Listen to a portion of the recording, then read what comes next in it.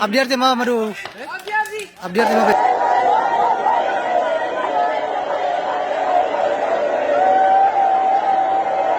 እዚህ ከላይ እስከታይ ድረስ መንግስት ከላይ ድምጽ ያፈናል። አባቶች ከላይ ዝምብታ መርጠዋል። በመሃል ኦርቶዶክሳውያን ቀን በቀን እንደ ጧፍ እንደ ሻማ እየበሩ እየቀለጡ ነው ማለት ነው። ይሄ ብዙ የሚያስኬድ አይደለም። የጊዜ ጉዳይ ነው። ነገሮች ይገለበጣሉ፣ ነገሮች ይቀየራሉ። ነገር ግን ጠላታችንን እና ወዳጃችንን መለየት። ሰላም ጤና ይስጥልኝ። የተወደዳችሁና የተከበራችሁ ተመልካቾቻችን እንደምንሰነበታችሁ፣ እንደምንከረማችሁ። ይህ ሳብዕ ሚዲያ ነው። እኔ መላኩ ሰረበ ነኝ። በያላችሁበት የአክብሮት ሰላምታችን ይድረሳችሁ ለማለት እንወዳለን። በዛሬ ጉዳዮቻችን ከምንመለከታቸው ብዙውን ጊዜያችን የምናሳልፈው ኦልሞስት ኦል ማለት ይቻላል አርሲ ላይ ነው የምናሳልፈው። ብፁዕነታቸው ጋዜጣዊ መግለጫ ሰጥተዋል። በአርሲ ያሉ ክርስቲያኖች አሁንም በመከራና ሰቆቃ ላይ ናቸው። ለእነሱ ሁላችንም ድምፅ መሆን ያስፈልጋል ለማለት እወዳለሁኝ። የዩቲዩብ ቻናሉን ላይክ፣ ሰብስክራይብ አድርጉልን። ወደ ዛሬ ጉዳዮቻችን እንለፍና ያሉ ጉዳዮችን እንመልከት። አርሲ ላይ ብዙ ጉዳዮችን እየተፈጠሩ ይገኛሉ። ህዝቡም እያለቀ ነው ያለው። የተለያዩ የስራ ባለድርሻዎች የተለያዩ ጉዳዮችን እያነሱ ይገኛሉ። እንደምናየው በአርሲ ላይ የተገደሉት ክርስቲያኖች የሥርዓተ ቀብራቸው ተፈጽሟል። የተፈጸመውን በጅምላ መቃብር እንደሆነ እየተነገረ ነው የሚገኘው። ውድ ተመልካቾቻችን በጣም ልብ የሚነካ ጉዳይ ነው። እንግዲህ አሁኑ ወደ 101 ዓመት ያገለገለ ወይም እንደ ቅርስ ሲታይ የነበረ ቤተ ክርስቲያን ተቃጥሏል። የመድኃኔዓለም ቤተ ክርስቲያን በዛ ያለውም በመቃጠል ለትንሽ ቀርቷል። እዛ የነበረ ታቦቱ ይዘው ክርስቲያኖቹ ተሰደዋል። ያለው ጉዳይ ደስ የሚል ነገር አይደለም። የዋሃብያ እስላሞችም በማር ላይ ያለው መርዝ የሚመስል ንግግራቸው እየተናገሩ ይገኛሉ። እሱን እንመለከታለን። እንደተመለከትነው ነው እንግዲህ አሁኑ በስርዓተ ቀብሩ የነበረው ሁኔታ ያው የሚያሳዝን ጉዳይ ነው። መንግስትም ያው ዋናው የባለድርሻው የሚወስድ ነው ማለትም ችላ ብሎ እያየ ብቻም ሳይሆን በዚህ እንትን ላይም እጁም ሊኖርበት እንደሚችል የተለያዩ ጉዳዮች እየተነሱ ይገኛሉ። በዛ ያለው የአርሲ ዞን ዋና አስተዳደርም በዚህ ጉዳይ ላይ እጁ እንዳለበት እየተነገረ ይገኛል። ወደ ብፁዕነታቸው እስቲ እንለፍ። የብፁዕነታቸውን መልእክትን እስቲ እንመልከት። መልእክተ ብፁዕ ወቅዱስ ፓትርያርክ ይላል። በስመ አብ ወወልድ ወመንፈስ ቅዱስ አሐዱ አምላክ ወረሰ አዕይንቲሆሙ ለአግብርቲከ መብልአ በአእዋፈ ሰማይ ወስጋሆሙ ለጽባህኒ ለአራዊተ ገዳም የአገልጋዮችንም በድኖች በሰማይ ወፎች መብል አደረጉ።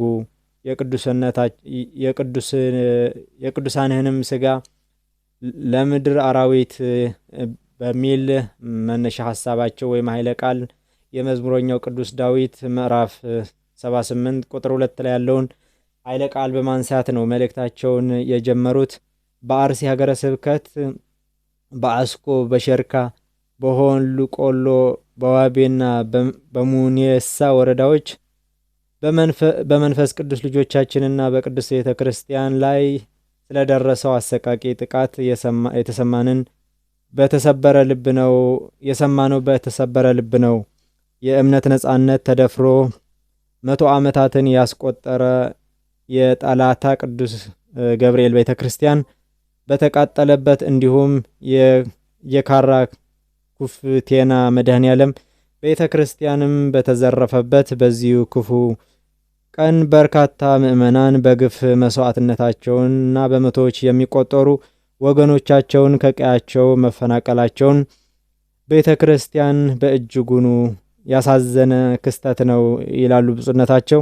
የሰላምና የፍቅር የታሪክ ማህደር የሆነችው ቤተ ክርስቲያን በምድራዊ መከራ ውስጥ ያሉትን ምዕመናንን በምታጽናናበት በዚህ ወቅት ራሷ በፈተና ውስጥ ሆና ከመቸገሯም በላይ በአርሲ ምድር በተደጋጋሚ የሚስተዋለውን በደልና ግፍ በሁላችንም ልቦና ውስጥ እስከ መቼ የሚል ጥያቄና የሐዘን ጥያቄ ፈጥሯል ይላሉ ብፁዕነታቸው። በመሆኑም ይህ መከራ እያበቃ ሳይሆን እየሰፋ በመምጣቱ የዜጎችን ደህንነት የመጠበቅና ሰላምን የማስከበር አደራ የተጣለባቸው የጸጥታ አካላትና በየመዋቅሩ ያሉ ኃላፊነታቸውንም ከምንም በላይ ታሪክ የሚጠይቃችሁ በስልጣን ዘመናችሁ ለዜጎች ደህንነት በምትከፍሉት ዋጋ ነውና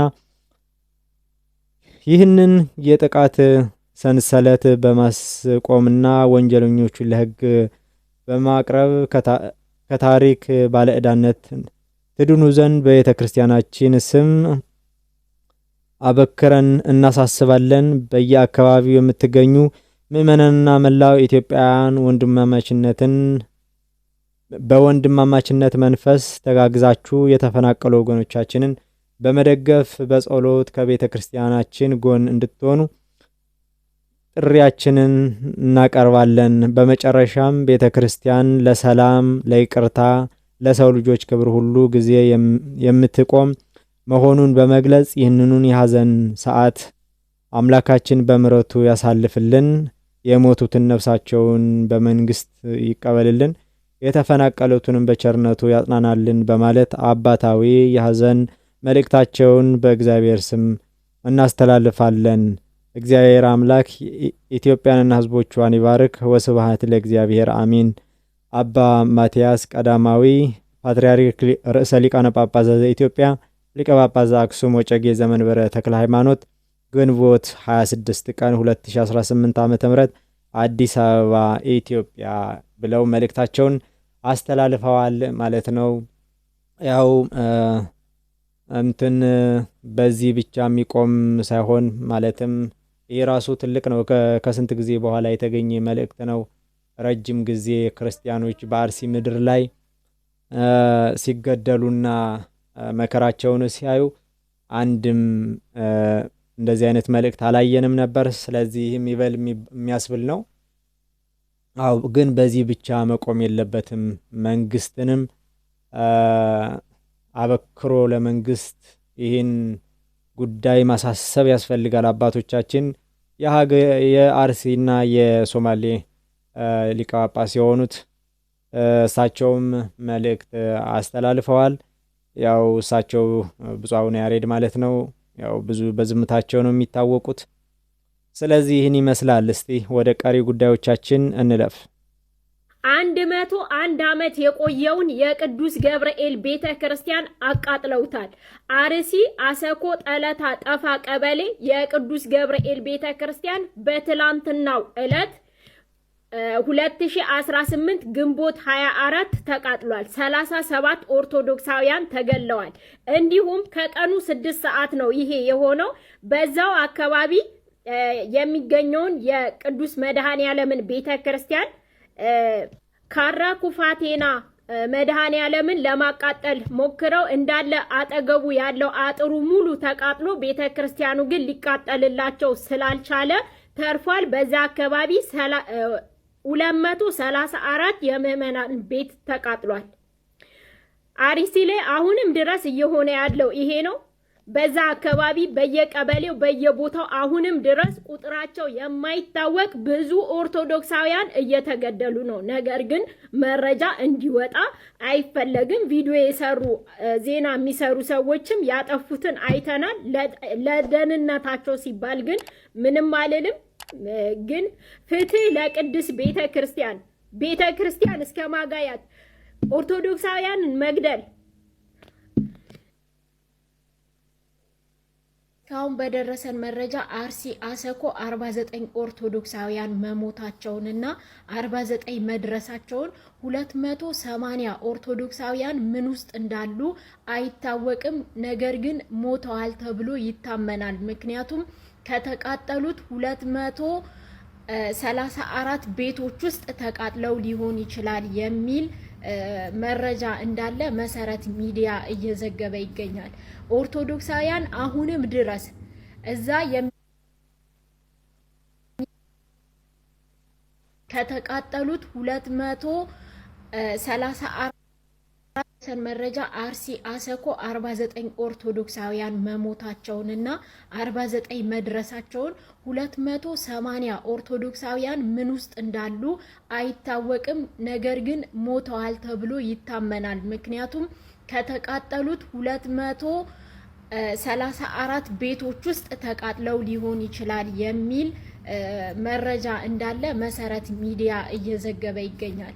ኦርቶዶክሳውያን አሁንም ድረስ እዛ የሚገሏቸው 3800 ያክል ሸኔዎች ተደራጅተው ገብተዋል አርሲ አሰኮ።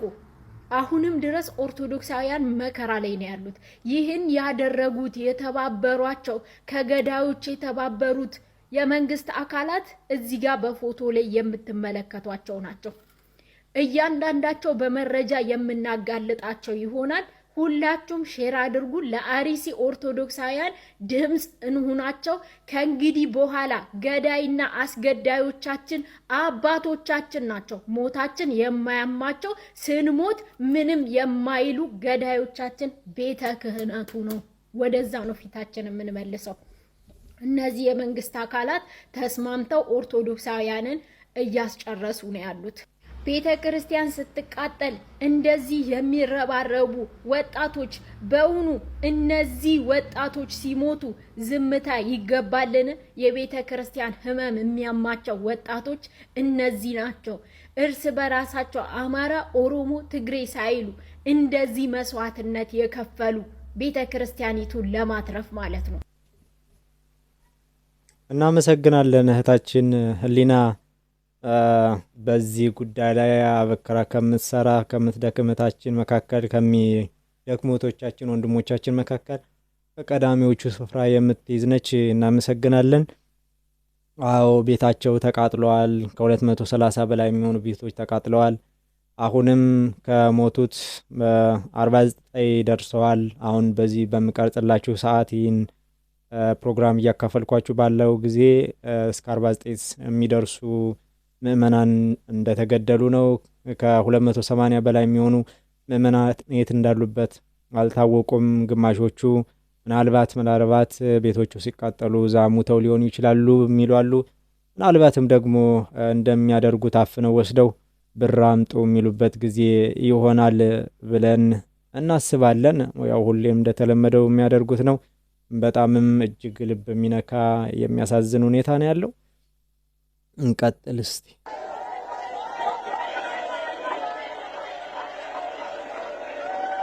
ያው ይሄ የምትመለከቱት ቪዲዮ እንግዲህ አሁኑ ቤተክርስቲያኑ በሚቃጠልበት ባለው ሁኔታ ምእመናን የነበራቸው ሁኔታ እያለቀሱ እንደዚህ እንግዲህ አሁን ምንድነው ማድረግ የሚቻለው? አርሲ የደም ምድር ከመሆን ከጀመረች 10 ዓመት አልፏታል። ምእመና አባቶቻችንም ዝምታቸውን መስበር አቅቷቸው እስከ ዛሬ ድረስ ዛሬ ናቸው ብፁዕ አባታችን ትንካሉ በኋላ አቡነ ያሬድም ሌሎች አባቶች መልእክት እያስተላለፉ የሚገኙት እነማን ናቸው ያቃጠሉት የሚለውን እንመልከት እስቲ።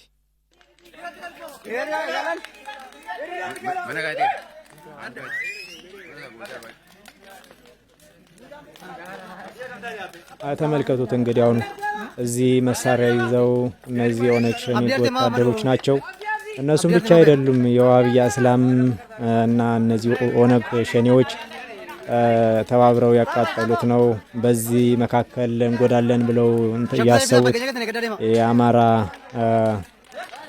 የሚባል መከራ የተጫነበት ህዝብ አለ። እሱን ለማለት በዚሁም የዋህብያ እስላም እንትኑ እየተወጣ ይገኛል ማለት ያሰበውን ሀሳብ እያስፈጸመ ይገኛል። በቀጣይ ቆይተን እንመለከተዋለን ምን እያሉ ነው የሚለውን። መሰረት ሐዋርያዊት ነው የምትባላለች እና እሷ ዋሃብያ እስላም ነች። ስለዚህ እስቲ ከሷ ካለችው ጉዳይ የምንመለከተው ይሆናል ቆይተን ትንሽ። አሁን ወዳሉ ጉዳዮች እንለፍስ። ቡና የአካባቢውን ደህንነት ኢኮኖሚያዊና ፖለቲካ እኔ ባለሁበት 99% ሙስሊም ነው። ስለዚህ ማንም ሰው ደፍሮ ቀና አይልም፣ በሜንጫ አንገቱን ነው የምንለው።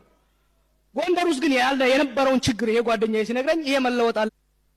ሰምታችኋል። ጀዋር መሐመድ ነው። አይ ቲንክ ቆየት ያለ ቪዲዮ ነው። ነገር ግን ምንድን ያለው እኛ ባላንበት ወይም በተወለድኩበት 99 ሙስሊም ነው። ስለዚህ ምንም ማለት አይችሉም። የሆነ ነገር እንኳ ቢሉ አፍንጫቸውን ነው የምንላቸው።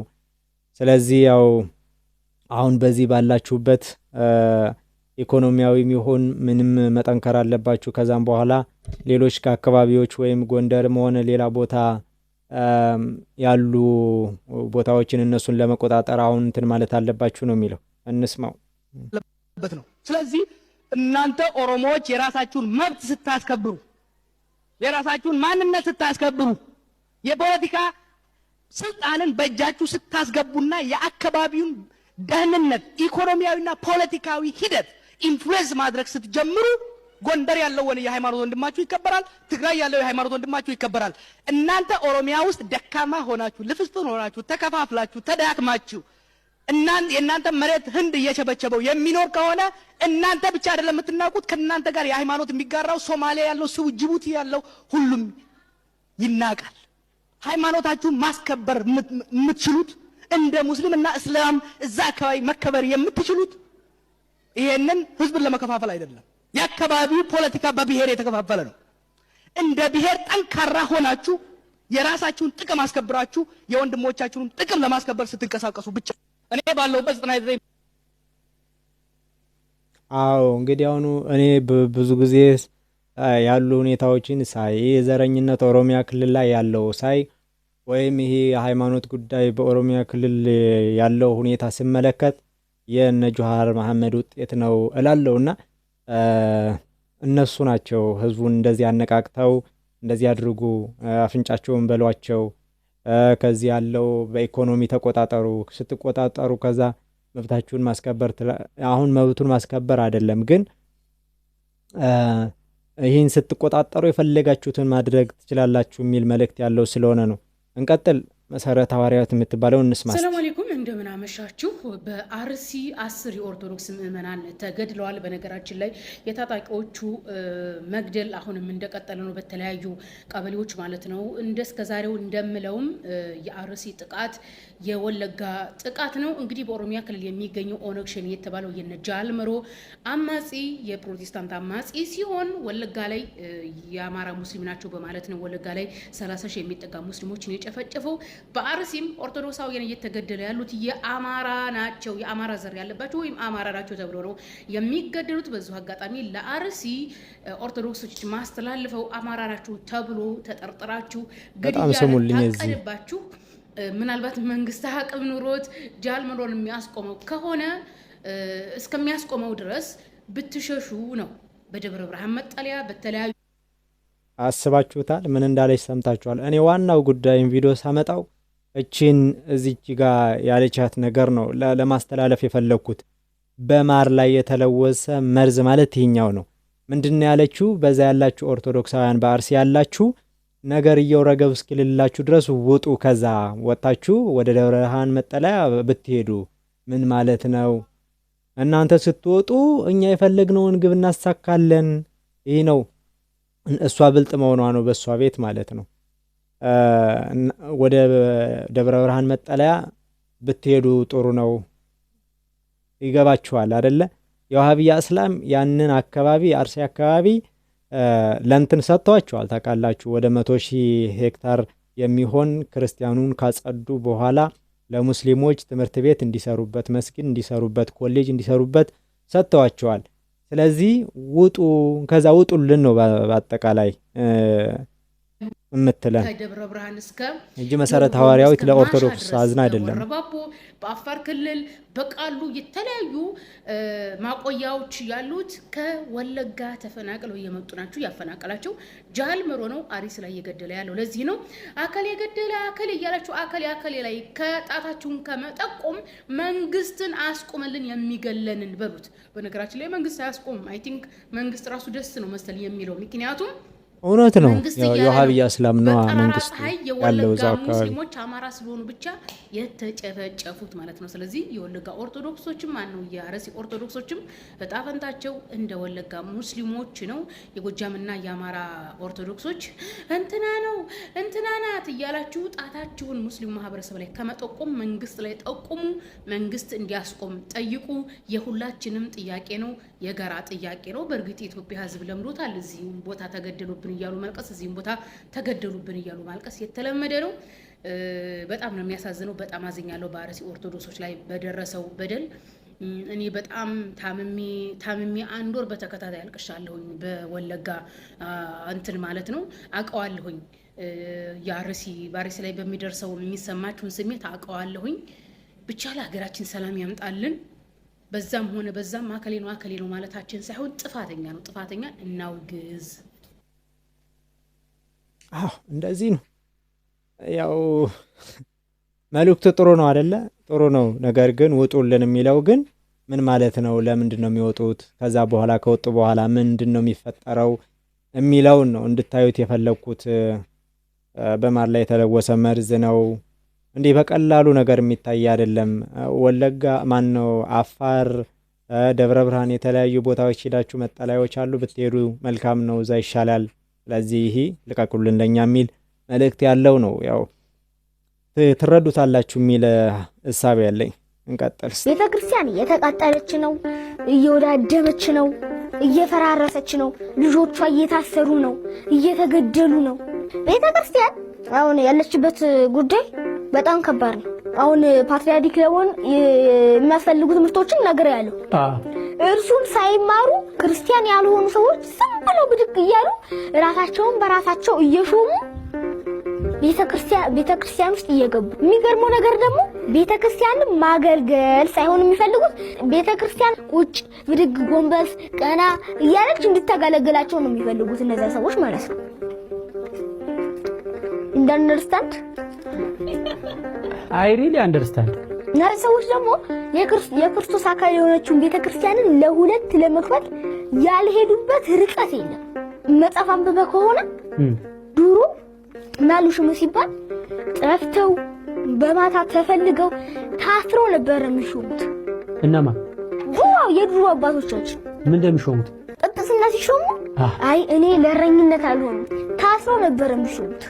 አሁን ግን ሹመት ሰው የሚቀበለው በመግደል በጣም ብዙ ሰዎች እየገደሉ እየሰረቁ እየገባችሁ ነው። ወደ ተመልካቾች ይሄ ልጅ በዚህ እድሜው እንደዚህ አይነት ነገር መናገር ነበረበት ወይ? አያችሁ ኢትዮጵያ ያለችበት ሁኔታ። ያው ቪዲዮ ቆየት ያለ እንደሆነ ያው ሁላችንም እናውቀዋለን የልጁ እሸቱ ያቀረበውና ነገር ግን ልጆችም እንኳን በዚህን ያክል ያለው የቤተ ክርስቲያን መከራና ችግር ተረድተውታል። በዚህን ጊዜ ልጆች እንደው ሌላው ነገር ማወቅ ሲኖርባቸው አሁን ያለው የኢትዮጵያ ሁኔታ ግን ግድ ነው ገፍቶ ልጆችም ይህን እንዲያውቁ አይምሯቸው እንዲረበሽ ያደርጋል። ልጆች የነገ ተስፋዎች ናቸውና መልካሙን እያዩ ማደግ ሲገባቸው አንዲት ሀገር ላይ ሰላም ከሌላት መንግስትም አላት የላትም ለሚለውም ጥያቄ ውስጥ ነው ማለት መንግስት ያለበት ሀገር እንግዲህ አሁን እውነትም ያው መንግስቱ ተብሎ ይሄ ማነው ኢብራሂም ከድር ነው የሚባለው የአርሲ ዋናው እሱ አስተባባሪ ነው። ይቅርታ አሁን አይደለም አሁን ባለው ሳይሆን በፊት በነበሩት ጉዳዮችም ዋና አስተባባሪ ነው። ይሄ ክርስቲያኖችን ከአርሲ የማጽዳት ጉዳይ ማለት ነው። እንቀጥል እስቲ እንግዲህ ዝም ማለት ሰለሞን ሙሴ እንስማ። ገዳዮች ጎን መቆም ስለሆነ መተናል። እንግዲህ ለሟቾች ነፍስ ይማር ነው። እንግዲህ ተራቸው ደርሶ የሚሞቱ ሰዎች ዛሬ ንጹሃን ሰዎች ጨፍጭፈዋል። እንግዲህ ያው የምናውቀው ነገር ነው። ቤተክርስቲያን ተቃጥላለች። እንግዲህ ለማን ቤት እንደሚባል አይታወቅም። ነገር ግን ዝም ማለት ልክ ስላልሆነ እውነት የሚሰማ ፈጣሪ አለ፣ የሚያይ ፈጣሪ አለ፣ የሚፈርድ ፈጣሪ አለ። ማንም ጽዋውን ሳያወራርድ ማንም የሰራውን ስራ የበደለውን በደል ሳይክስ ወደ ላይኛው ዓለም እንደማይሸጋገር እንደ ክርስቲያን አምናለሁ። ስለዚህ ቅጣታቸውን ይቀበላሉ እናምናለን። ነገር ግን እየተጎዳ ነው እና መቼ ነው የሚያበቃው? የወገን ሞት መቼ ነው የሚያበቃው? መርጧል ቃሽ ትባላለህ ስትናገር። አትግደሉን ነው ሌላ አይደለም። እንዴ አትግደሉንም አትበል የሚባልበት ሀገር ላይ ነው ያለው። ልክ አይደለም። አሁንም እንላለን አትግደሉን፣ አሁንም እንላለን ወገኖቻችን አታጥቁብን።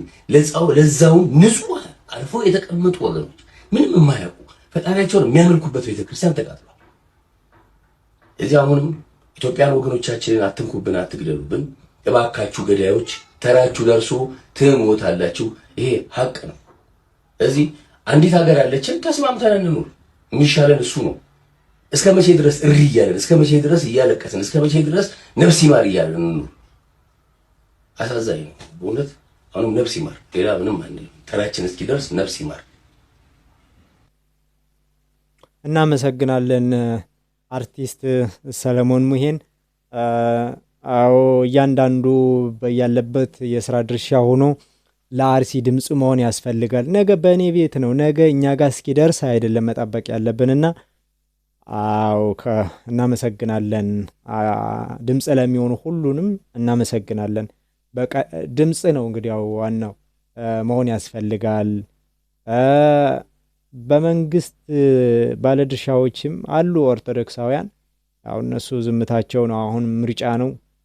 የምርጫው ጉዳይ ያው ጊዜ ካገኘው እናየዋለን በሰፊው ነገ ወይም ከነገ ወዲያ በተለያዩ ማህበራዊ ሚዲያ ደርሰዋል። ግን ነገር ግን እኛም ማየት ያለብንን አይተናቸው እናልፋለን የምርጫው ጉዳይ። ስለዚህ እኛ ጋር እስኪደርስ አይደለም መጠበቅ ያለብን፣ ድምጽ መሆን ያስፈልጋል ሁላችንም ማለት ነው። ቀጥል። ኦርቶዶክስ ሆንክ ባለማህተብ ከሆንክ ኦርቶዶክስ ብቻ ሳትሆን ሰብአዊነት የሚገድህ ከሆነ ቢያንስ በሆነ ጊዜ ይቺ ቤተክርስቲያን ውለታ ውላልህ ከሆነ ይሄን መረጃ አዳርስ። ሀገር ውስጥ ከሀገር ውጭ ያላችሁ በተለያዩ ቋንቋም ቢሆን ድምጽ ሆኗቸው። ሼር የማያደርግ እንዳይኖር የሚያስነባ መረጃ እነግራችኋለሁ። ብንወድም ባንወድም ጥቁር ለብሰን እንድናለቅስ የሚያደርግን መረጃ እነግራችኋለሁ። ዛሬ ቤተክርስቲያን በይበልጥ እጅግ በደንብ አድርጋ አልቅሳለች። ለምን? ምዕመኖቿ ተገድለዋል። የራሷ ይቺ ቤተክርስቲያን ራሷ እንኳን ተቃጥላለች። ታቦት ከአንድ ወደ አንድ ቦታ ተሰዷል። እህል ወድሟል። ሌላው ዓለም አይደለም፣ እዚሁ ኢትዮጵያ ነው። ማህበረ ቅዱሳን በዘገባው እንዲህ ሲል አወጣ። በምስራቅ አርሲ ሀገረ ስብከት ከ10 በላይ በሌሎች ደግሞ እስከ 37 የሚጠጉ ኦርቶዶክሳውያን ሲገደሉ የ101 ዓመት ዕድሜ ያለው የቅዱስ ገብርኤል ቤተክርስቲያን ሙሉ በሙሉ በእሳት ወድሟል። የመድኃኔዓለም ቤተክርስቲያን ላይም ዘረፋ የተካሄደ ሲሆን ምዕመናን ጽላቱን ይዘው ተሰደዋል። መኖሪያ ቤታቸው ተቃጥሏል። እንደ ወትሮ አርሲ ይህንን አድርጋለች። አሁን የመረረ የከረረ ሆኗል። ይሄም ትናንትናና ዛሬ የሰማነው መረጃ ነው። 23-24 ላይ ማለት ነው። አሳዛኝ ነው። ቤተክርስቲያን ተቃጠለ ተባለ። እርግጥ ቤተክርስቲያን ቢቃጠል ህንጻው ነውና ህንጻው ይሰራል። ነገር ግን በርካታ ምዕመናን ተገድለዋል። በርካታ ውድመት ደርሷል። ከብቶቻቸው፣ ንብረቶቻቸው ተዘርፈዋል። የቅዱስ ታቦቱ ታላቁ መስዋዕት የሚቀርብበት መሰዊያው ነው ተሰዷል። ምዕመናንም ከአንድ ቦታ ወደ አንድ ቦታ ይዘው ለመሄድ ተገደዋል። 101 ዓመት ያስቆጠረው 4 ትውልድ ያህል የቆየውም ቤተክርስቲያን ጆግ አመድ ሆኗል። አርሲ ነው ይሄ የሆነው። ጥቁር ለብሰን እናነባለን። ማንን እንደምንጠይቅ አናውቅም። አብዛኛዎቹ በጫካ ውስጥ ገብተዋል። የተቀሩት ደግሞ በሜዳ ነው። ይዘው የሄዱት ይዘው የሮጡት ይዘው ያመለጧት አንድና አንድ ይች ማህተባቸው ናት። ክርስቶስ ኢየሱስ በቀራኔው ኮረብታ ላይ በዚህ መስቀል ላይ ተሰቅሎ ደሙን አፍሶ ስጋውን ቆርሶ ተቤዥቶናል።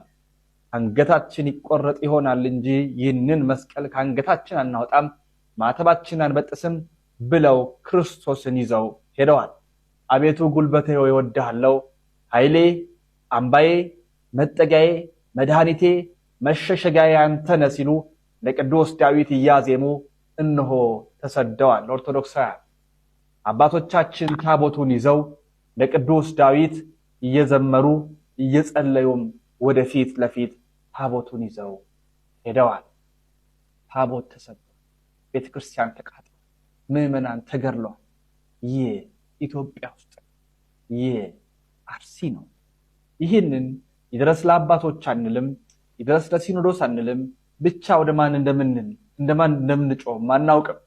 ብቻ ለታሪክ ይቀመጥ። ታሪክ በራሱ የሚዘክረው ጊዜ ይመጣል።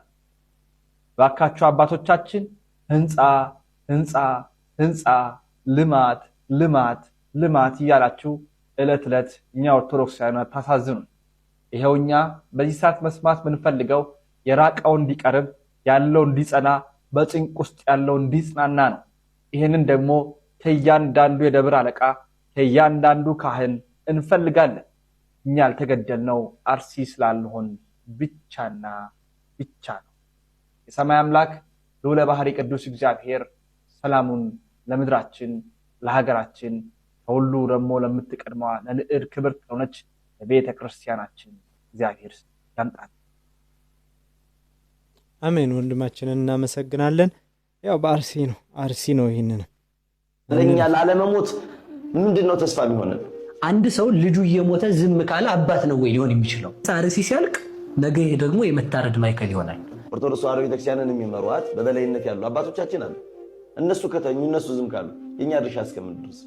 የፖለቲካ ስልጣንን ፈርተው ምዕመናን እየታረዱ እየተሸጡ፣ ምዕመናን እየተሰደዱ፣ ምዕመናን ቤታቸው እየፈረሰ የምዕመናን ደምና የምዕመናን ልቅሶ ሳይገዳቸው ለስልጣናቸው ያደሩት እስከ መቼ ነው የምንሞተው? በዘረኝነት የተከፋፈለ ምዕመን ይዘን መሆን የለበትም። የውሸት መግለጫም ልንሰጥ እንችላለን፣ የውሸትም ከፊታችሁ ነው ልንን እንችላለን። የእውነት ግን አንቀጥል። ሲገድሉን ጽድቅ ከሆነላቸው አትግደሉን ስንል መልሰን የምንገደል ከሆነ ራሳችንን መከላከል ግዴታ ይሆናል። ፍትህ ከመሬት የለም። ከመሬት የሚያሳድደን ከመሬት በክርስትናችን የሚገለን በክርስትናችን የሚጠላን ነው ያለው። ድርሻውን ወስዶ አንድ ሆኖ ራሱን መጠበቅና መከላከል አለበት። እያረሳሱ ለሚገሉን እጃችን አንስጥ፣ አጀንዳችን አንቀይር። ዛሬም ነገም ከነገ በኋላ አርሲ ላይ አንውጣ። ነፃነትን እስኪሰጠን ሚሰማን እስኪመጣ ከላይ ለእግዚአብሔር እታች ላለው ለሚመራን አካል መጮኻችን ወደ ኋላ እንበል።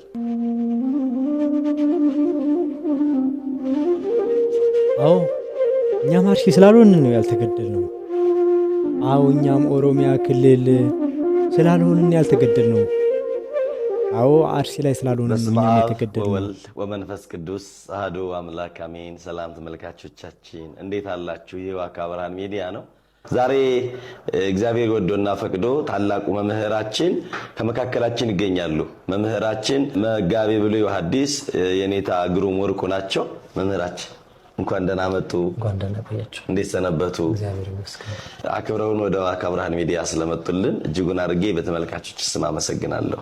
እኔም አመሰግናለሁ። ወቅታዊ በሆነው በቤተክርስቲያናችን በኢትዮጵያ ኦርቶዶክስ ተዋሕዶ ቤተክርስቲያን በጣም ብዙ አማኞች እየተገደሉ ቀያቸውን ትተው እየተፈናቀሉ ሞታቸውን ከመመልከት የዘለለ ምንም አላረግንምና እንደው በዚያ ዙሪያ እንዳንድ ኦርቶዶክስ ተዋሕዶ አማኝ እንዳንድ አገልጋይ እንዳንድ መንፈሳዊ ሚዲያም እኛም ድርሻችንን እሳቸውም ደግሞ እንደ መምህር በተወሰነ ዙሪያ ልንጠይቃቸው መምህራችን ከመካከላችን ጠራናቸው። በተለይ ኦርቶዶክሳውያን እየተመረጡ አንገታቸው በሚቀላበት በጦር በስለት በሚገደሉበት በአርሲ አካባቢ ያለውን ሞት መስማት የሞት ዜና መስማት ከጀመርነን ብዙ ዓመት ሆኖታል። በእርግጥ እንዳጠቃላይ ከ10 ዓመት በላይ የኢትዮጵያ ኦርቶዶክስ ተዋሕዶ ቤተክርስቲያን አማኞች እየተመረጡ መገደል ከጀመሩ ቆይተዋል። በተለይ ግን በዚህ ዓመት ኦርቶዶክሳውያን በማተባቸው ምክንያት ተገለው በአንድ መቃብር ሲቀበሩ አየ እና መምህር ጥያቄ እስከ መቼ ነው የምንሞተው? እንግዲህ አንዳንድ ጊዜ እስከ መቼ ነው የምንሞተው የሚለውን ሀሳብ በአንድ ቃል ብቻ መመለስ ይቻላል። የመጀመሪያው የምንሞተው አንድ እስካልሆን ድረስ እንሞታለን። ለሃይማኖታችን መሞት በመጽሐፍ ተፈቅዷል። ሰው ቀጣይ የሚመጣው ዘመን ይሄ ነው። ቀጣይ የሚመጣው ዘመን ምንድነው? ቀጣይ አሁን በዚህ እንደዚህ ሸርሽረው ነጠላ ለብሶ የሚሄድ ክርስቲያን ነጠላ መልበስ ወንጀል የሚሆንበት ሰዓት ይመጣል። ማተብ አስሮ መውጣት ይኸው እንደውም ተጀምሯል። አንዳንድ ቴሌቪዥን ላይ ማተባቸውን ካልቆረጡ ዜና ማንበብ አይችሉም። ስለዚህ ክርስትና ወንጀል ሆኗል ማለት በሀገሪቱ። ዩኒቨርሲቲም ነጠላ ተከልክለው ነበር። ስለዚህ ነጠላም ተከልክሎ ነበር የሆነ ሰዓት ላይ። አሁንም ሊከለከል ይችላል። ክርስቲያኖች ሱሪ እንዲለብሱ፣ ሌሎች እምነቶች ደግሞ በእምነታቸው ለብሰው እንዲገቡ የተፈቀደበትስ ምንድን ነው? ስለዚህ ይሄ ምንድነው? ክርስትናን በራሱ የማጥፋት ስራ እየተሰራ ነው በሀገሪቱ ላይ። ክርስትናን የማጥፋት ዘመቻ እየተሰራ ነው ያለው። ስለዚህ እንደዚህ ከሆነ በአጭር ቃል ምንድነው ለማለት የፈለግኩት? ማስቀደስ አንችልም፣ ቀጣይ መቁረብ አንችልም፣ በዓል ማክበር አንችልም። ምናልባት የአደባባይ በዓል ሊፈቀድ ይችላል። የሚፈቀድበት ምክንያት በዩኒስኮ ስም ቅርሳችንን ባህላችንን ስለሸጥ። በነገራችን ላይ ሰው አውቆልኝ እንዴት የምፈልገው አንድ ነገር አለኝ እኔ ማለት ነው። ዩኒስኮ ማስገባት ቅርስን መሸጥ የዓለም ቅርስ ማድረግ ነው። የዓለም ቅርስ ከሆነ ደግሞ ያ ቅርስ ባህል ሆኖ ነው ሊቀጥል የሚችል። ስለዚህ ምንድነው ለማለት የፈለግኩት? ምናልባት የአደባባይ በዓሎቻችን ያልተከለከሉት የአደባባይ በዓሎቻችን ላይ ጉዳት ያልደረሰብን ወደውን ሳይሆን የወግ ሃይማኖቱን ወደ ወግነት ወደ ባህልነት ቀይረው በዚያ የሚያገኙት ገቢ ስላለ ነው ሊሆን የሚችል እንጂ ክርስትናን ለመጥላት እኮ ማስረጃው ቤተክርስቲያን ፈርሷል፣ ቤተክርስቲያን ተቃጥሏል፣ ካህናት ታርደዋል፣ ምዕመናን ታርደዋል። ያም ሳይሆን ከዛም በላይ ደግሞ የሚያሰቅቀው ገድሎ መሄድ ወግ ነው። አንድን ሰው በብዙ ስቃይ ቆራርጦ ማሰቃየትና አንድን ሕፃን እናትና አባቱን ፊቱ አስቀምጦ መግደል ይሄ ሳይኮሎጂካዊ ጥቃት ነው እየደረሰብን ያለው እንደ ኦርቶዶክሳውያን። ስለዚህ ለዚህ መልሳችን ምንድነው ተብሎ የሚጠየቅ ከሆነ የምንሞተው እስከ መቼ ነው የሚል ሰው ካለ እገሌ ለምን አልጮህም፣ እገሌ ለምን ድምፅ አልሆነኝም ማለቱን ትተን እኔ ምን ይጠበቃል እንደኔ ከኔ የሚጠበቀውን እኔ ማድረግ። ስለዚህ አሁን የምንገደለው የሚሞቱ ክርስቲያኖች በምንም ምክንያት ሳይሆን ምንም አይነት ታርጌት ይልበስ። እሺ ለምሳሌ እንጠይቅ። እዛ ያሉት ቦታ ያዙ ገዳማውያኑ ሲታረዱ ምን አድርገዋቸው? ገዳም መነኮሳት በጥይት ተደብድበው የዝቋላው ሌላም ቦታ ላይ የታረዱት መነኮሳት ምን አጥፍተው? ለመነኩሴ እግር እንጂ አገር የለው። እነሱ እግዚአብሔርን ጥግ አድርገው ገዳም ላይ ተቀምጠው የሚጸልዩ ናቸው። እነሱን መግደል ሃይማኖት ጠልነት እንደሆነ በዚህ እናውቃለን። ሁለተኛም ሌላ ሀገር ያሉ ሰዎች ጠቅልለው ከወጡ እዛ ጋር ያሉትን ሰዎች ከነሱ ጋር በዘር በምን የሚመስሏቸውን ሰዎች መግደል ሃይማኖት ተኮር። ስለዚህ ለዚህ መፍትሄያችን ምንድነው ከተባለ የመጨረሻም የመጀመሪያም ምንድነው እሱ መጀመሪያ አማኝ መሆን፣ ሁለተኛ አንድ መሆን፣ ለጉዳዩ ሌላ ሰውን ተጠያቂ ጳጳሳት ምን ይበሉ ቄሶቹ ምን ይበሉ ሳይሆን ቄሱ አብሮ እየታረደ ነው፣ ዲያቆኑም አብሮ እየታረደ ነው፣ ምዕመኑም አብሮ እየታረደ ነው። ስለዚህ እነዚህ ገሌ ምን ይበሉ ሳይሆን የድርሻችንን ተጠቅመን የድርሻችንን ቀጣይ የሚመጣው ቀጣይ የሚመጣው ይህን ነው የሚመስለው። ክርስቲያን መሆን ብቻ ወንጀል የሚሆንበት አውቃላችሁ አይደለ? በተለያዩ ዓለም ሀገራ ያሉ ሀገሮች ክርስትና እንደ ወንጀል ይከለክላሉ። ትንሾቹን ለምሳሌ እንጥቀስ። እነ ኢራን፣ እነ ሰሜን ኮሪያ፣ እነ አፍጋኒስታን። እቺ ደግሞ ህንድ አጠገብ ያለችው ማነች? ከህንድ ጋር ሁሌም የምትጣላው ማነች? ስሟ ጠፋብኝ። ብዙዎች ናቸው፣ ቀላል የሚባሉ አይደሉም። እነ ሊቢያም ክርስቲያን ወንጀል ነው። በተለይ መጽሐፍ ቅዱስ ይዘ መሄድ የማይቻልባቸው ሀገሮች ናቸው። እነ ሳውዲ አረቢያ ሰው ይሄዳል አይደል ለመዝናናት፣ ዱባይ ምናምን። ዱባይ መጽሐፍ ቅዱስ ይዘ መሄድ አትችልም። ምንን ይፈልጉታል? ብርን ይፈልጉታል። አንተነትን ግን አይፈልጉትም። ይህን እንድታውቁልን እንፈልጋለን። እንቀጥል ወደ ወንድማችን እፎይ እስቲ። ስለዚህ ከላይ እስከታይ ድረስ መንግስት ከላይ ድምፅ ያፍናል። አባቶች ከላይ ዝምታ መርጠዋል። በመሀል ኦርቶዶክሳውያን ቀን በቀን እንደ ጧፍ እንደ ሻማ እየበሩ እየቀለጡ ነው ማለት ነው። ይህ ብዙ የሚያስኬድ አይደለም። የጊዜ ጉዳይ ነው። ነገሮች ይገለበጣሉ፣ ነገሮች ይቀየራሉ። ነገር ግን ጠላታችንን እና ወዳጃችንን መለየት ለሰይጣን ተገዢ የሆኑ አካላት ነጋ ጠባ እየመጡ ለሚያርዱን ቢላ ማቀበል በራሱ ማቆም አንድ ጤናማ ነው። ቢላቸው መንጠቅ እንኳን ባንችል የተሳለ ቢላ ለነሱ መስጠት፣ ይሄንን መከልከል በራሱ ጤናማ ነው። አሁን አብዛኛውን ጊዜ ለአራጆቻችን የሚያጨበጭቡ ለአራጆቻችን የሚያሸረግዱ አካላቶችም ስላሉ ማለት ነው።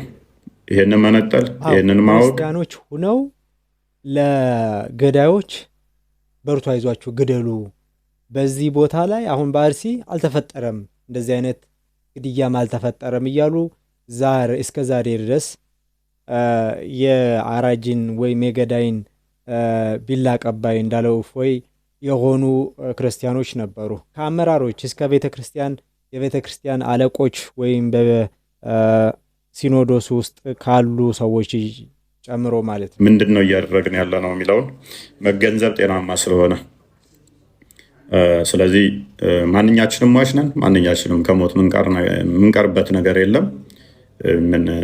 የተለየ ነፍስ የለንም። ኤኒዌይስ የተለየ ነፍስ የለንም። የተለየ የኛ የሚያጓጓ፣ የሚያስደንቅ፣ የሚያስገርም፣ የሚያስፈራ ከሌላው የተለየ ምንም የለንም። አይናችን እያየ ግን እናት አባቶች ሲታረዱ ዝምታን መምረጥ ጤናማ አይደለም። እነሱ እየየ የሚሉት እያያችሁት አይደለ? ሰሞኑን አንድ ድንጋይ አትስገዱ ተባልነ ተብሎ 2 ወር 3 ወር የሚያለቅሱት ለምን ይመስሏችኋል? የሆነን አካል የማጽዳት ስራ ሊሰሩ ሲያስቡ ነው። ይሄን ገዳያችንን ገዳይ ብለ መጥራት ጤናማ ነው።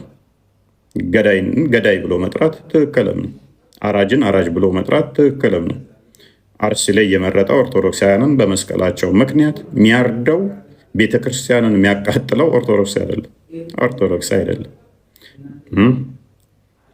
ስለዚህ ይህ በተጠናና በተሰላ መልኩ እየተሰራበት ያለ ዲሞግራፊውን የመቀየር የማጽዳት፣ ከዛ በኋላ ካጸዱት በኋላ ቦታውን ለትልልቅ ለመስጊድና ለተቋማት ለሙስሊሞች ነው እየተሰጠ ያለው።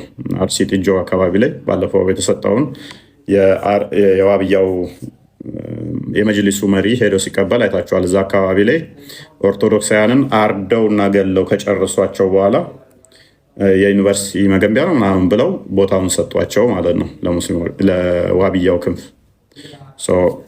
አራጆቻችንን ማወቅ ጤናማ ነው። ራሳችንን መከላከል ደግሞ በጣም የተሻለ ነው። ማልቀስ ብዙም ውጤታማ አያደርግም። ክፍፍል ልዩነታችንን ራሳችንን የሚያስበላን ነው።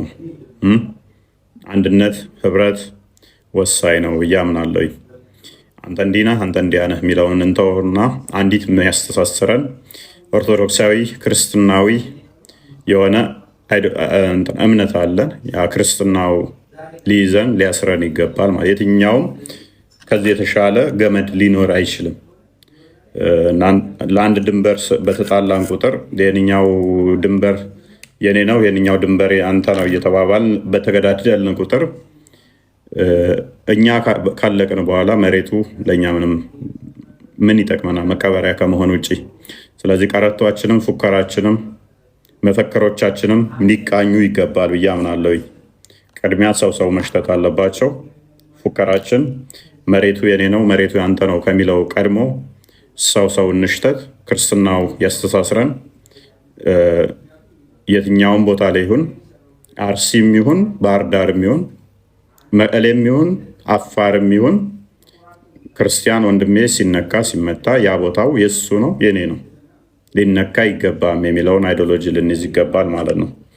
ስለዚህ እዚህ ላይ ሜይ ቢ ወደፊት በደንብ እንትን እንለዋለን እንሄድበታለን የምናነሳው ይሆናል ማለት ነው። ኤኒዌይስ ግን አራጆቻችሁን ቢላ አትግዙላቸው። በተቻላችሁ መጠን ለአራጆቻችሁ ቢላ አታቀብሏቸው።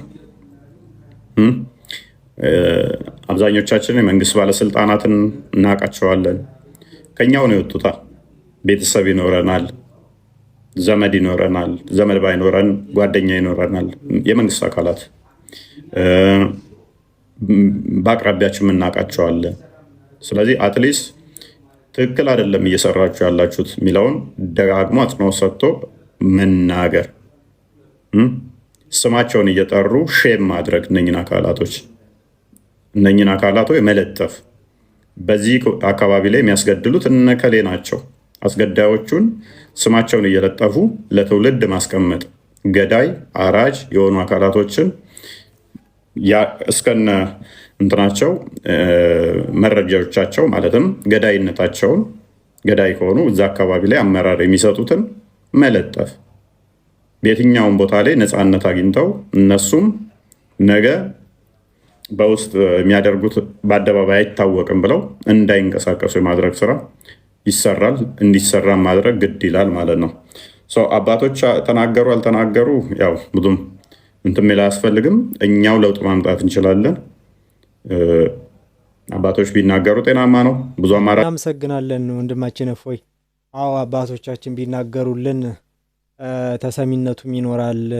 ለውጥም ከአንዳንድ እንኳ ባይመጣ አሁን አትሊስት አባቶች ሲናገሩ ተሰሚነት ይኖራቸዋል እና አባቶቻችን ሲናገሩ እኛ አባቶቻችን አለንላቸዋለን ብለን ጠጋ እንላቸው ነበር። አባቶቻችን ግን ወደኋላ ደግሞ ሲሸሹብን ያው ታውቃላችሁ እንዴትም እንደሚሆነው አስቸጋሪ ነው። ያው ሁሉም እዚህ አርሲ ያሉ አመራሮች ሁሉ ሙስሊሞች አይደሉም፣ ክርስቲያኖችም አሉና እነሱም ከነሱ ጋርም እፎይ እንዳለው ባይዘዌ እነዚህ እንደዚህ የሚያደርጉትንም እያወጣህ መለጠፍ ነው። ነፃነት እንዳይኖራቸው ማድረግ ነው። ባለስልጣኖቹም በሚንቀሳቀሱበት ጊዜ ማለት ነው። አንተ እንደዚህ ነህ ብሎ ስሙን መናገር ያስፈልጋል፣ ስራውንም ማለት ነው። ዝምታ መቼም መፍትሄ ሊሆን አይችልም። እውነቱ ለመናገር መፍትሄ ሊሆን አይችልም። መፍትሄ የሚመጣው እኛው በምናደርገው እንቅስቃሴ ጭምር ነው፣ በምንችለው ሁሉ ማለት ነው። በየጊዜው አርሴ ላይ ጭፍጭፍ እያደረጉ ሲገደሉ ኦርቶዶክሶች በቃ ምንም አይመስላቸው። ስለዚህ እኔ ሞክሰው ብልጽግናን አይደለም መንግስትን አይደለም፣ እኔ ሞክሰው የኦርቶዶክስ አባቶች እንዴት ዝም አሉ? እንዴት ዝም አሉ? 8 ዓመት ሙሉ ነው አርሲ ላይ ኦርቶዶክስ ተመርጣ ስትገደል ስትጨፈጨፍ ያለችው 8 ዓመት ሙሉ። ምንም የኦርቶዶክስ አባት አይልም። የማይልበት ምክንያት ምንድን ነው? ይፈለጋል በቃ ኦርቶዶክስ እንድጠፋ አብረው የሚሰሩ ናቸው በሙሉ። ማንንም አልወቅስ፣ እምወቅሰው የገዛ ኦርቶዶክስን እንጂ ሌላውን አልወቅስ። ለምን ሙስሊም አልተገደለም? ለምን መስጊድ አልተቃጠለም? አባቶች ቢናገሩም ያው የዛን ጊዜም እንደሚባለው መርጦ አልቃሽ ነው የሚባለው። ከዛ ማሸማቀቅ አባቶችን ያለ ነገር ስለሆነ ያው አንድም አንሆን ብለን እኛው ችግርም ነው። ስለዚህ ኦርቶዶክስ በደንብ ልጆቿን እየጠበቀች አይደለም፣ ልጆቿን እያስበላች እያስቆረጠሙ ላይ ያሉ ኦርቶዶክስ ህዝብ መነሳት አለበት። በአርሲ እየተደረገ ያለውን እምነት ተኮር ጥቃት አጥብቄ እቃወማለሁ። በዛ አካባቢ አዲስ አይደለም። ብዙ ጊዜ ቤተክርስቲያን ተቃጥሏል። ብዙ የእምነት አባቶች ተገድለዋል። ብዙ ምዕመናኖች እንዲሁም ደግሞ የእምነት ተከታዮች ተመርጠው ተገድለዋል። ይህ ከኢትዮጵያዊ ሴት ያፈነገጠ የሽብር ተግባር በፍጥነት መቆም አለበት። ፍትህ ለአርሲ የኦርቶዶክስ እምነት ተከታዮች ፍትህ። እናመሰግናለን ወንድማችን አቡ ፋኖ፣ እንዲሁም ወንድማችን ዮኒ ማኛንም እናመሰግናለን። አዎ እንደዚህ ነው ድምጽ መሆን ስለሚያስፈልግ ነው። እንዲህ አቡም ወንድማችን ለይቶ ያው ኦርቶዶክሶች አይገደሉ፣ አዎ እንደዚህ ነው። እኛ ደግሞ ኦርቶዶክሳውያን አትግደሉን እረፉ ማለት ያስፈልጋል ማለት ነው። አዎ ሁላችንም ድምጽ ካልሆንን አርሲ በደም መጥለቅለቅ ከጀመረች 10 ዓመት ሆኗታል። የኛ ዝምታ የአባቶችም ዝምታ መፍትሄ ሊያመጣ አልቻለም። አሁን የባሰ ነው። ቤተ ክርስቲያን ማቃጠል ነው እንትኑ መጨረሻው የሆነው። ክርስቲያኖችን ማሳደድ፣ ጽላትም ይዘው አባቶቻችን መሰደድ።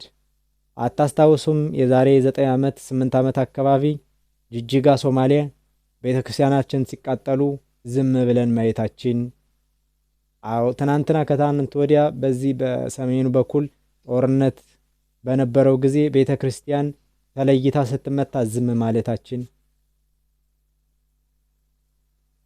አዎ በትግራይ በአማራ ለምን ይህን እንዳለ መቼም ግልጽ ይሆንልናል ማለት እንፈልጋለን። ግልጽ ነው።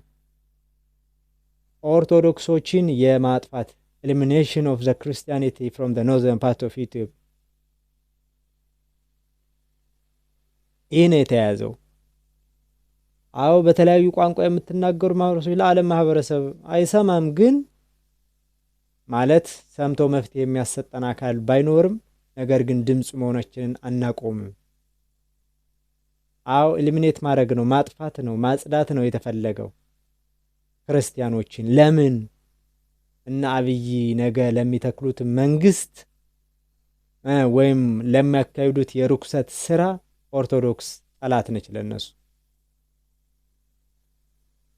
አዎ ያማል፣ በጣም ያማል። ረጅም ቪዲዮ እንደሰራው አውቃለሁ፣ ይገባኛል። ግን ቢረዝም ይርዘም፣ የቻለ ጨርሶ ያየዋል፣ ያልቻለ ግን ያቋርጠው ሲፈልግ። ምክንያቱም ይህ ድምፅ መሆን ስላለብን ሁሉንም ያሉ መረጃዎችን ማቅረብ አለብን። እዛ ወንድሜ ክርስቲያኖች እህቴ ክርስቲያኗ እየተገደለች ቤቷ ተቃጥሎባት የት ነው የሚኖሩት? እነዛ 230 እና 240 የተቃጠሉ ቤቶች እነሱ የት ነው የሚኖሩት? የነበራቸው ንብረት ሁሉ ተቃጥሏል፣ እህላቸው ተቃጥሏል፣ እነሱ ለስደት ተዳርገዋል። በጣም አንገብጋቢ ነው፣ በጣም አሳዛኝ ነው። ያው እንግዲያውኑ ላይክ ሰብስክራይብን አድርጉ፣ መረጃው ለሌሎች እንዲደርስም ሸር አድርጉት። ሀሳብና አስተያየት ካላችሁ በመልእክት መስጫ ሳጥን አስቀምጡልን። እስከዚህ ሰዓት አብራችሁን ስለቆያችሁ በጣም እጅጉን አመሰግናለሁ። ድምፅ መሆናችን እንዳናቆም አደራ አደራ ለማለት ፈልጋለሁ። በምንችለው አቅም ሁላችንም ደግሞ ለነዛ የተፈናቀሉትን እንድንደርስላቸው ለማለት እወዳለሁ። እግዚአብሔር ይስጥልኝ። በቀጣይ ቪዲዮ እንገናኛለን።